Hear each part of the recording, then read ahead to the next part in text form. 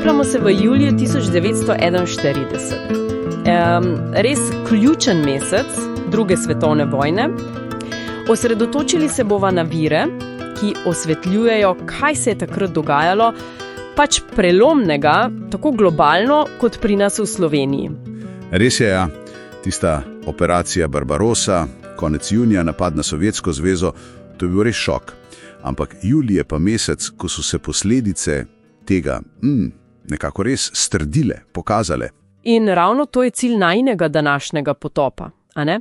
Razvozlati, kako so ti veliki dogodki, recimo bitka za Smolensk ali pa anglo-sovjetski sporozum, pa embargo japonski, kako je vse to vplivalo na začetek organiziranega odpora pri nas. In ne samo spodbudilo, ampak, kot praviš, že takrat nekako sejalo seme tistih kasnejših delitev. Popijeva najprej širšo sliko, ta globalni kotel, julija 1941. Kaj se je dogajalo? Ja, na vzhodni fronti je bila ključna bitka za Smolensk. Začela se je 10. julija in tam je nemški blitzkrieg pač prvič res trčil ob izjemno močan, nepričakovano močan sovjetski odpor. Aha. Čeprav so Nemci na koncu recimo taktično zmagali? Ja, ampak cena je bila ogromna, predvsem pa izguba časa. To je znatno upočasnilo njihovo napredovanje proti Moskvi. In ta zamuda je bila ključna, pravijo viri. Ampak kaj je to konkretno pomenilo recimo za razvoj odporniških gibanj? Pomenilo je dragocen čas, priložnost za organizacijo. In skoraj istočasno, 12. julija, se zgodi še en tektonski premik, tokrat diplomatski. Anglo-sovjetski sporazum. Točno. Sovjetska zveza, ki je prej pač vezana s paktom z Nemčijo, naenkrat postane zaveznica Velike Britanije, zahodnih demokracij. In to ni bil samo kos papirja, kaj ne? Viri opisujejo, da je bila to takojšnja moralna injekcija, recimo za komunistične partije po Evropi. Absolutno. Tudi za slovensko. Komunistična partija Slovenije, ki je vodila Osvobodilno fronto, OF, je lahko zdaj svoj boj predstavila kot del širše, globalne, zavezniške antifašistične fronte. Krati pa se je močno zaostrovalo drugje, v Pacifiku. Ja, konec julija Japonska zasede južni del francoske Indokine, zaradi virov seveda. In odgovor ZDA?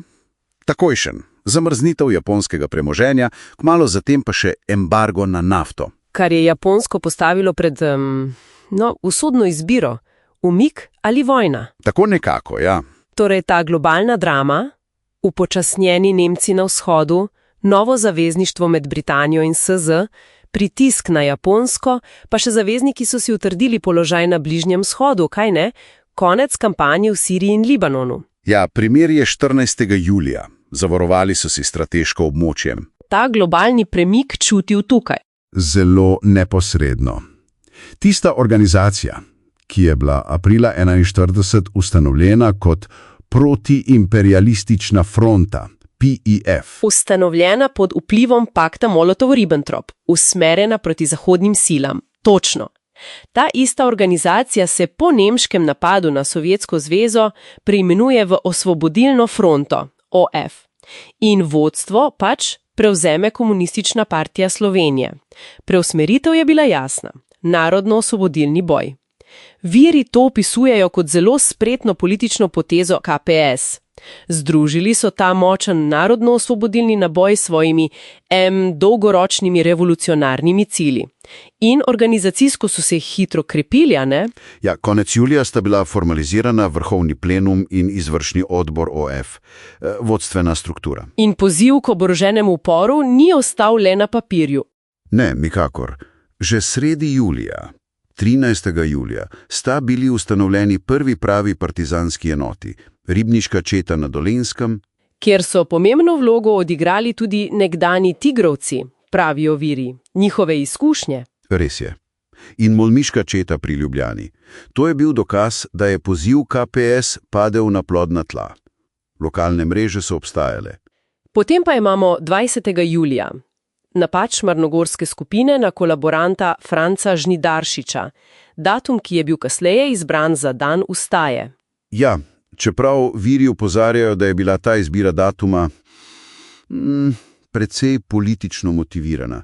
Morda za uskladitev s srbsko ustavo, morda za pomanjšanje pomena ustanovitve OF že aprila in seveda, akcije so se dogajale že prej. Ne glede na točen datum prve akcije, dejstvo je, da je odpor postal organizirana, oborožena sila. In odziv okupatorja. Takojšen in brutalen. Konec julija 27 so v Kamniku padle prve bojne žrtve na strani ustajnikov in 30. julija prvo streljanje talcev v Dobrava pri Brežicah. To je bil začetek politike kolektivnega maščevanja. Ampak ta zagon odpora, to vrenje, viri jasno kažejo, da že od samega začetka ni šlo za neko povsem enotno fronto, kaj ne? Že takrat so se kazale razpoke. Točno tako. Poleg OF, ki je bila pod vodstvom komunistov, so se začele oblikovati tudi druge skupine. Recimo Slovenska ljudska stranka SLS, takrat glavna konzervativna sila, je začela ustanavljati Slovensko legijo. Pa Sokoli? Tudi Sokoli, ki so bili izven OF, so organizirali svojo Sokolsko legijo. Ampak ključna razlika je bila v strategiji. OF za takojšnjo akcijo, legije pa za čakanje? V bistvu ja. Legije so zagovarjale strategijo čakanja na ugodnejši trenutek, predvsem na zavezniško izkrcanje. Malo iz strahu pred represalijami, malo pa večinoma ciljale na obnovo predvojne kraljevine Jugoslavije. Medtem ko je OF oziroma KPS znotraj OF videla priložnost za socialno revolucijo, za novo socialistično ureditev. In viri kažejo, da je vodstvo OF, torej KPS, že zelo zgodaj začelo delovati v smeri, zagotavljanja monopola nad odporom. Ja, pravzaprav. Pripravljali so temelje za kasnejše rezolucije, ki so samo OF priznavale kot legitimno odporniško silo. In kmalu zatem, avgusta 1941, je bila ustanovljena tudi varnostno-obveščevalna služba. VOS. Ki je postala orodje ne samo proti okupatorjevim sodelavcem, ampak tudi proti političnim nasprotnikom znotraj slovenskega tabora. Tako je. Zgodnje nezaupanje med OF in meščanskim taborom je bilo očitno že takrat. Torej, če potegneva črto pod julijem 1941, res mesec odločitev, točka brez vrnitve. Globalno so se sile nekako zaklinile v svoje končne tabore, v Sloveniji pa. V Sloveniji se je začel organiziran oborožen boj proti okupatorju. Ampak hkrati se je že začel tudi tisti drugi boj, notranji politični, boj za prihodnost. In ta notranja napetost, ta razkol med različnimi vizijami je bil prisoten praktično od samega začetka tega organiziranega odpora. Žal, tako kažejo viri, ja. Za konec pa še misel, ki izhaja iz teh virov. Kako so te odločitve, ta zavezništva in ti razkoli, ki so se tako intenzivno izoblikovali v tem enem samem mesecu, juliju 1941, vplivali ne le na samo vojno v Sloveniji, ampak so zarezali globoko v povojno obdobje in morda pustili sledi, ki jih čutimo še danes.